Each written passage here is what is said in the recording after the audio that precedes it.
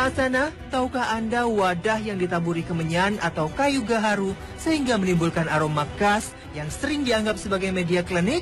Ternyata aroma bau-bauan yang ditimbulkannya sangat disenangi oleh Nabi Shallallahu Alaihi Wasallam. Sementara banyak masyarakat di tanah air masih menganggap gaharu hanya sebagai alat untuk ritual-ritual mistik pada dukun, pengantar sesajen, penyembah berhala, dan semacamnya. Baunya identik dengan pemanggilan arwah dan aroma yang menyeramkan, yang dikira akan bisa membuat para lelembut dan setan-setan berdatangan. Maka wajar saja jika banyak masyarakat di tanah air yang risih dan alergi atau kurang sreg dengan barang antik bernama gaharu ini, sama dengan kemenyan. Umumnya gaharu yang bentuknya seperti arang kayu diletakkan di atas bara api dalam wadah tanah liat memang menjadi trademark para dukun dan paranormal. Berulang kali kita menyaksikan film-film horor Indonesia dari zaman film Suzana yang benar-benar seram sampai di era masa kini. Seperti film horor saat ini yang benar-benar tidak mendidik. Mereka selalu menggunakan gaharu. Fenomena seperti ini sering terpampang di hamparan tikar para dukun dan dipopulerkan di film-film layar lebar bertemakan horor, sehingga semakin menambah pandangan sinis orang terhadap gaharu. Berabad-abad lampau, gaharu yang berasal dari kayu gaharu atau getah pohon damar merupakan komoditas mahal dan paling bergengsi dalam lingkup perdagangan di jalur sutra. Di jalur perdagangan yang membentangkan dari Cina sampai ujung Turki itu, gaharu bahkan bisa jadi lebih mahal dari emas dan intan permata. Para pedagang memburu gaharu karena permintaan yang tinggi dari para raja, orang kaya, dan para pemuka agama. Tujuannya memang sangat beragam. Di Mesir, bangsa Mesir kuno memanfaatkan gaharu yang diimpor dari Yaman sebagai salah satu bahan dalam membuat mumi. Di Yerusalem, orang-orang Israel membakar gaharu di depan bait Allah dalam wadah untuk wewangian pengantar doa-doa. Di Arabia dan Syam, gaharu ditempatkan dalam wadah-wadah cantik untuk mengharumkan ruang-ruang istana dan rumah-rumah. Dan di Asia Selatan dan Asia Timur, gaharu dibakar dalam kuil-kuil sebagai sarana peribadatan.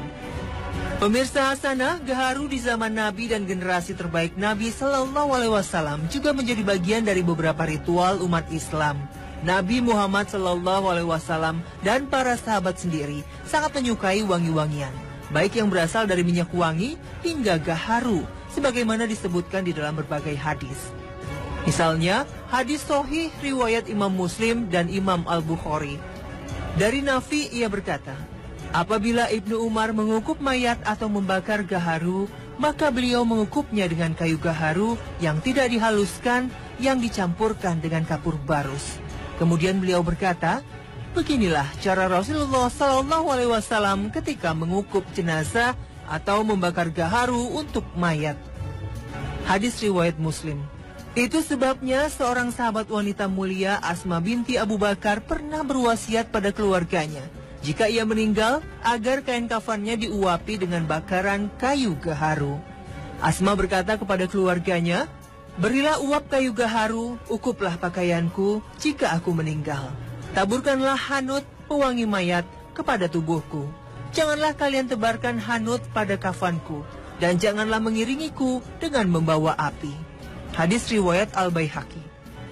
Pembakaran kayu gaharu dilakukan karena aromanya yang sangat harum dan menyegarkan. Itu sebabnya Rasul Shallallahu Alaihi Wasallam mengabarkan kepada kita bahwa gaharu itu merupakan aroma surga.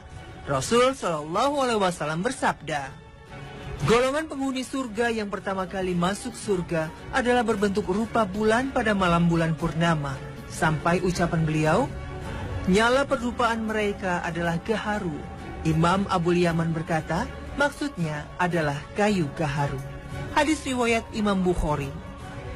Aroma wangi gaharu pada masa Rasul Shallallahu Alaihi Wasallam digunakan untuk menebarkan wewangian di Masjid Nabawi. Rasul bersabda, jauhkanlah masjid-masjid kalian dari anak-anak kecil kalian, dari pertikaian di antara kalian, pendarahan kalian, dan jual beli kamu.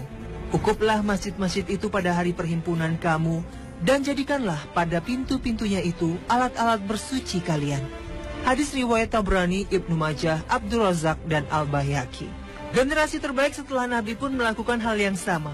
Imam Az-Zahabi menyebutkan bahwa Nuaim bin Abdillah Al-Mujammar, bekas budak keluarga Umar bin Khattab, seorang ulama besar Madinah, membakar gaharu untuk membuat harum Masjid Nabi Sallallahu Alaihi Wasallam. Selain itu masih banyak juga riwayat-riwayat dari Nabi yang menyebutkan kegunaan gaharu pada masa Nabi Sallallahu Alaihi Wasallam dan para sahabatnya. Dengan demikian, penggunaan gaharu merupakan hal yang disenangi pada masa Nabi Sallallahu Alaihi Wasallam. Demikian juga pada masa para sahabat dan seterusnya, baik sebagai wangi-wangian maupun hal-hal yang bersifat keagamaan. Pemirsa Hasanah, ternyata gaharu selain untuk wangi-wangian juga bermanfaat untuk kesehatan, sehingga banyak digunakan sebagai pengobatan, bahkan untuk aromaterapi. Kini para ilmuwan telah mengamati bahwa ada kandungan dalam gaharu yang menghentikan penyebaran kanker. Namun belum diketahui secara pasti kemungkinan gaharu sebagai anti kanker. Dulu pada abad ke-10, Ibnu Sina, seorang ahli medis muslim, merekomendasikan gaharu sebagai obat untuk tumor, bisul, muntah, disentri, dan demam. Berdasarkan hasil penelitian di Universitas King Abdul Aziz Arab Saudi, gaharu mampu menurunkan kadar kolesterol jahat. Bisa dipadukan dengan materi dari tumbuhan lain untuk meningkatkan kesehatan jantung. Akan tetapi masih belum ditemukan cara yang jelas agar manusia bisa mengkonsumsinya. Selain itu, juga bermanfaat untuk mengatasi sakit tenggorokan, hidung mampet, bekas luka, dan luka bakar. Dalam kitab Fathul Bari, gaharu digunakan untuk terapi ini pernah disampaikan Rasul Shallallahu Alaihi Wasallam. Hendaklah kalian perhatikan kayu gaharu India karena ia mengandung 7 macam obat khasiat dengan cara dihirup melalui hidung dari arah pangkal dahi dan dimasukkan ke dalam dari arah dada. Subhanallah. Pemirsa Hasanah, gaharu yang pohonnya banyak tumbuh di Indonesia dan dianggap klinik oleh masyarakat Indonesia ternyata produk istimewa yang sangat disukai oleh Rasul Shallallahu Alaihi Wasallam. Itu sebabnya sampai saat ini di Masjid Nabawi atau Masjidil Haram, gaharu kerap hadir di beberapa acara, seperti acara wisuda tahfiz, acara penyucian dan pembersihan Ka'bah, dan lain sebagainya. Hal itu untuk mengharumkan udara dan menyenangkan jiwa para peziarah. Karena menurut salah satu hadis Nabi, para malaikat itu suka bau-bau yang wangi dan membenci bau-bau busuk.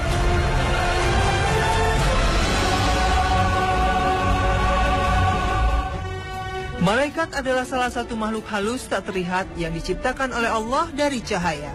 Imam Muslim, Ahmad, dan At-Tirmizi meriwayatkan melalui Aisyah radhiyallahu anhu.